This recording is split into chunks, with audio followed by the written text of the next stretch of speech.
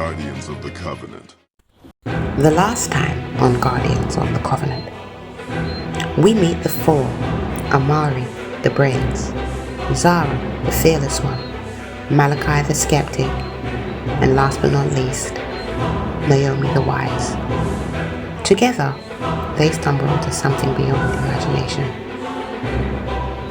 The mysterious voice. Guardians of the Covenant, your time has come. What was it? Who was it? And what will it cost them to find out? Episode 2. Okay, that's not creepy at all.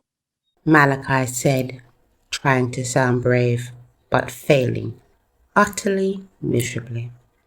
Before anyone could react, a burst of blinding bright light engulfed them.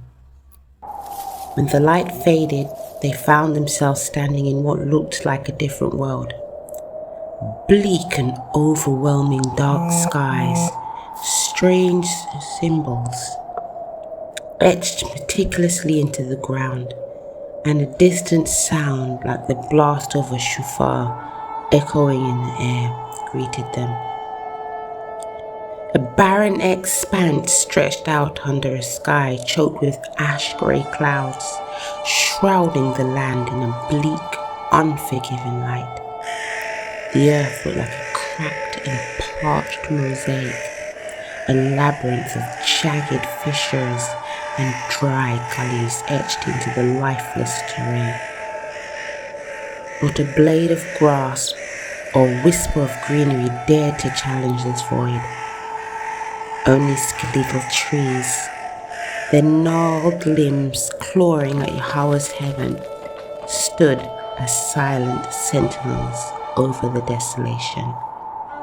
The air hung heavy with the acrid tang of dust, stifling and musty, as if the very wind had abandoned its forsaken place. Shadows pooled in unnatural crevices, darkening the jagged, erupting rocks and giving the illusion that something unseen lingered just beyond sight. Each step sent loose pebbles skittering across the ground, the sound echoing hollowly in the oppressive silence like the whispers of ghosts long removed from memory. A foreboding weight pressed down on the children as they walked stealthily through the terrain, as though the land itself recoiled from the intrusion, holding its breath in eerie anticipation. It was a literal wasteland, or forsaken abyss, a place of ruin and despair, a realm where solitude reigned supreme. Even the faintest thought of hope was but a fleeting illusion, swallowed by the ever-deepening gloom. Where are we? Zara asked, her voice barely above a whisper. We're not in Judah Springs anymore. Amari said, his eyes wide with fear and excitement. I think we've crossed into another realm. Duh. You think? Said Malachi in his strangled, low, angry voice. The stones from the chamber were now glowing in their hands, each child holding a stone that seemed to resonate with them.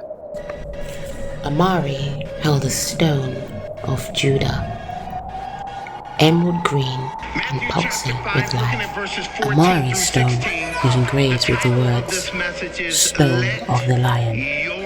As it hummed in his hand, he could feel his confidence rise.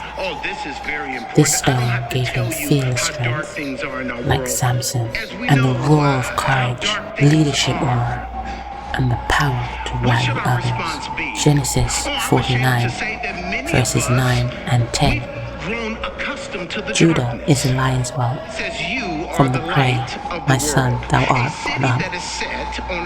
He stooped down, he couched as a lion, and as an old lion who shall rouse him up. The scepter shall not depart from Judah, nor a lawgiver from between his feet, until Shiloh come, and unto him shall the gathering of the people be. Zara held the stone of Benjamin, the jasper stone, red and fierce like a roaring lion. Zara's stone was inscribed the Stone of the Wolf.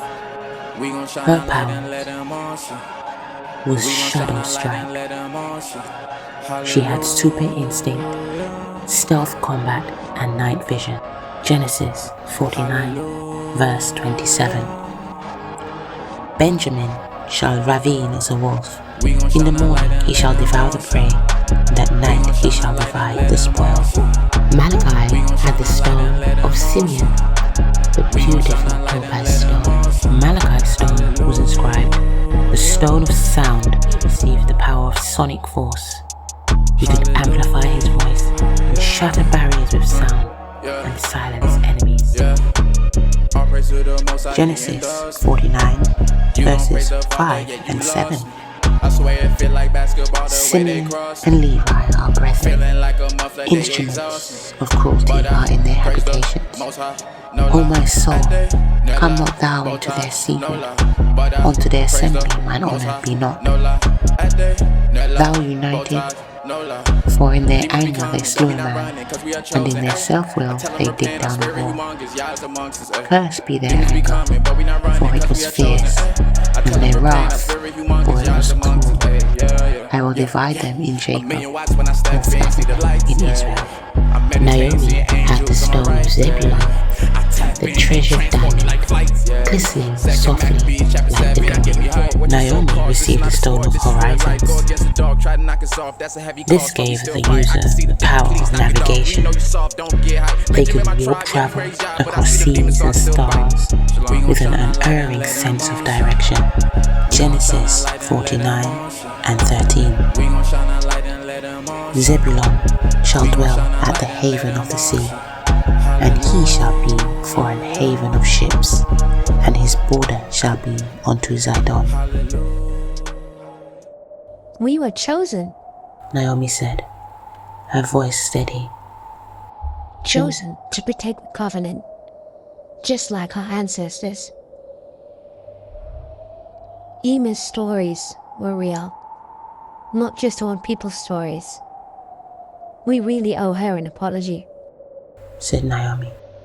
But from what? Malachi asked. His eyes darted nervously around. As if in answer, a shadowy figure emerged from the darkness, its eyes glowing with an eerie blue light. Sniveling wretched children can protect the stones, it hissed. The covenant is no longer yours to keep. Run! Amari screamed as the figure lunged towards them. The group dashed through the strange landscape, hearts pounding. They barely made it to a hidden cave wedged between a cluster of trees, where they huddled together, panting with fear. Zara tried to lighten the mood. Well, that was a warm welcome. Amari couldn't help but smile, despite their situation. I think we just became the official guardians of the covenant. Great. Sighed Malachi. But how are we supposed to fight off evil spirits with these stones? Malachi asked, still shaking. Naomi opened her Bible and read aloud. Isaiah 54 and 17. No weapon that is formed against thee shall prosper, and every tongue that shall rise against thee in judgment, thou shalt condemn. We have the word on our side, and that's more powerful than anything. Shalom. Thank you for tuning in to the first chapter of Guardians of the Covenant. I hope you have enjoyed it as much as I have. Gotten into the characters. I am your narrator, Shema'nova. Tune in soon for chapter 2. Make sure you're subscribed, you're following, you're sharing, He's on time. Shabbat Gear up, shalom. chariots high. Gear up if you're really his kind, and you better gear up. Herb man say slow down with the greatness whose acres gates high with the K9. Look to the sky for the most high's great signs. ZK knife sits right on my waistline. Scriptures out hits fast, you can take mine. Heard to the grapevine, but it don't make wine. Black and black is a fight and a hate grind too, man. Yeah, we call that a cage fight. Money you're buying, no happiness. See the government's getting upset. More money you have in your pockets makes you really give a damn less. Heart cold like the Polar Express. Knife sharp so it's hard to digest. Putting out souls like I smoke cigarettes. Putting out souls like I smoke cigarettes. Putting out souls like I smoke cigarettes.